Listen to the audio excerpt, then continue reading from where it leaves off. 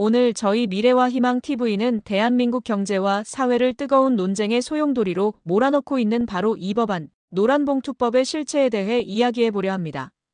한쪽은 노동자의 눈물을 닦아주는 희망의 법이라고 말하고 다른 한쪽은 기업의 숨통을 끊는 사망 선고라고 외칩니다. 과연 이 법의 진실은 무엇일까요? 그리고 이 법이 우리 국민의 삶과 대한민국 경제에 어떤 영향을 미칠까요? 노란봉투법에 대한 모든 궁금증을 해소하고 우리 모두의 미래를 위한 현명한 판단을 내리는데 도움이 되시기를 바랍니다. 먼저 노란봉투법이 정확히 무엇인지부터 알아보겠습니다. 많은 분들이 노란봉투법이라는 이름은 들어보셨지만 그 내용에 대해선 잘 모르시는 경우가 많습니다. 노란봉투법은 공식 명칭이 아닙니다. 이 법안은 노동조합 및 노동관계조정법 개정안을 일컫는 별칭이죠. 과거 쌍용차 파업 당시 해고 노동자에게 손해배상이 청구되자 한 시민단체가 이들의 손해배상금을 덜어주기 위해 노란 봉투에 성금을 모아 전달한 것에서 유래되었습니다. 이 법안의 핵심 내용은 크게 두 가지입니다. 첫째, 손해배상 및 가압류를 제한하는 내용입니다.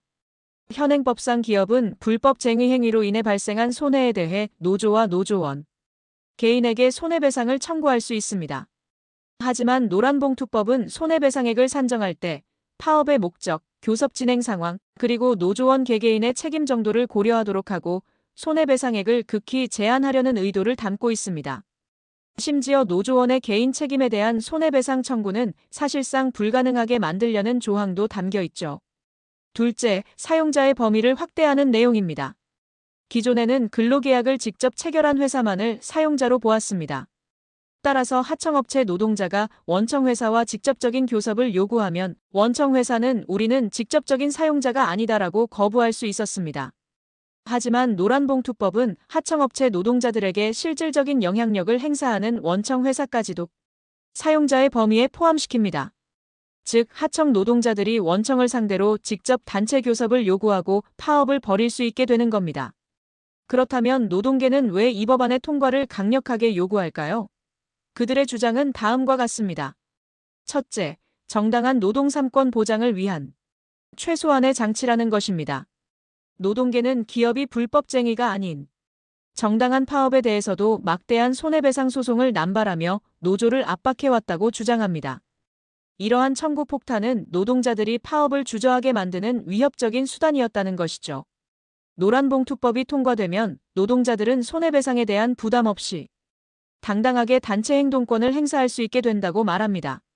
실제로 과거 대우조선해양 파업 당시에는 6개 하청업체가 노조에 470억 원의 손해배상을 청구하겠다고 예고한 사례도 있었습니다. 노동계는 이런 무분별한 손해배상 청구가 사실상 노동 3권을 무력화하는 행위라고 보고 있습니다. 둘째, 비정규직 하청 노동자들의 권리를 보호하는 법안이라는 입장입니다. 앞서 말씀드렸듯이 노란봉투법은 원청이 사용자의 범위에 포함되도록 합니다. 노동계는 이것이 고용 안정과 근로조건 개선에 매우 중요한 역할을 할 것이라고 주장합니다. 노란봉투법은 이런 불평등한 구조를 개선하고 간접 고용된 노동자들의 목소리를 직접 전달할 통로를 열어줄 수 있다는 것입니다.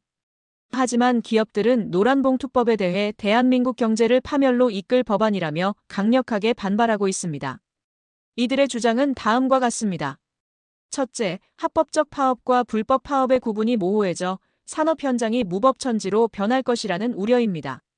기업들은 노란봉투법이 파업의 손해배상 책임을 대폭 축소하면 노조가 무분별하게 불법 파업을 벌여도 책임질 필요가 없어질 것이라고 주장합니다. 이는 결국 파업 만능주의를 불러와 기업 경영에 막대한 손실을 입히고 심지어 기업을 파산에 이르게 할 수도 있다는 것입니다. 해외 투자자들도 이런 불안정한 상황을 우려해 한국 투자를 꺼리게 될 것이라고 말합니다.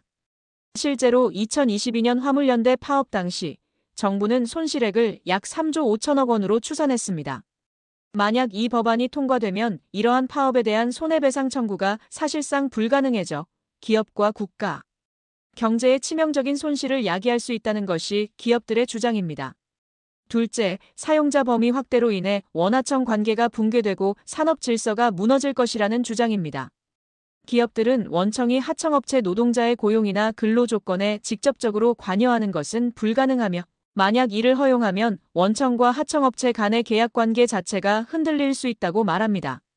예를 들어 하청업체 노동자들이 원청 회사에 직접 임금 인상을 요구하고 관철되지 않을 경우 파업을 벌이게 되면 원청 기업은 전혀 책임 없는 일에 휘말리게 되는 것이죠.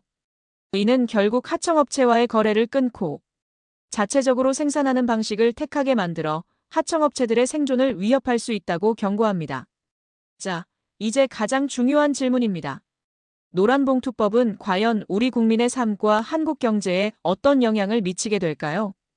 이 문제에 대해 분석해 보겠습니다. 긍정적 영향으로 예상되는 측면을 먼저 살펴보겠습니다. 노란봉투법이 통과되면 상대적으로 열악한 위치에 있는 하청, 비정규직 노동자들의 교섭력이 강화되어 소득 불평등이 완화될 수 있다는 기대가 있습니다. 또한 노동자의 권리가 강화되면 장기적으로 안정적인 노사관계가 형성되어 생산성 향상으로 이어질 수도 있습니다. 하지만 우려되는 부정적 영향이 훨씬 더 크다는 전문가들의 분석이 많습니다. 노란봉투법이 초래할 가장 큰 문제는 바로 경제의 불확실성입니다. 기업들은 파업으로 인한 막대한 손실을 감수해야 할지도 모른다는 불안감에 새로운 투자나 사업 확장을 주저하게 될 것입니다. 이는 결국 일자리 감소로 이어져 청년 실업 문제를 더욱 심화시킬 수 있습니다. 이웃나라인 일본도 춘투라는 교섭 문화가 있지만 한국의 노란봉투법처럼 손해배상 청구권을 원천적으로 제한하는 경우는 드뭅니다. 일본의 기업들은 노사 간 협상을 통해 합의점을 찾고 만약 파업이 발생하더라도 그에 대한 책임 소재는 명확히 하려는 경향이 있습니다. 만약 한국에서 불법 파업에 대한 책임 소재가 모호해진다면 이는 해외 경쟁국과 비교했을 때 한국 기업의 경쟁력을 심각하게 약화시키는 요인이 될 것입니다. 또한 사용자 범위 확대는 원하청 관계에 혼란을 가져와 하청업체에 대한 대기업의 투자가 줄어들거나 아예 하청 거래를 중단하는 사태까지 초래할 수 있습니다. 그렇게 되면 하청업체에 고용된 수많은 노동자들의 일자리가 오히려 위협받게 될 수도 있습니다. 여러분, 노란봉투법은 단순히 노동자의 편이냐, 기업의 편이냐 하는 이분법적 문제로 접근할 수 없습니다. 이 법안은 우리 모두의 일자리와 경제의 미래가 달린 매우 복잡하고 중대한 사안입니다. 노동자의 권리를 보호하고 소득 불평등을 완화하려는 취지는 분명히 존중받아야 합니다. 하지만 그 과정에서 기업의 생존을 위협하고 경제의 불확실성을 키워서는 안 됩니다. 이는 결국 노동자 자신에게 부메랑으로 돌아올 수 있기 때문입니다. 우리에게 필요한 것은 어느 한쪽에 치우치지 않는 균형 잡힌 시각과 모두가 상생할 수 있는 지혜로운 해법입니다. 무조건적인 통과도 무조건적인 반대도 아닌 사회적 합의를 통해 우리 경제의 활력을 살리고 모두가 행복하게 일할 수 있는 미래를 만들어 나가는 것이 중요합니다. 미래와 희망 TV는 앞으로도 이와 같이 중요한 사회적 이슈에 대해 균형 잡힌 정보를 제공해 드리겠습니다. 오늘 영상이 여러분의 올바른 이해와 현명한 판단에 도움이 되셨기를 바랍니다. 다음 영상에서 또 만나요. 감사합니다.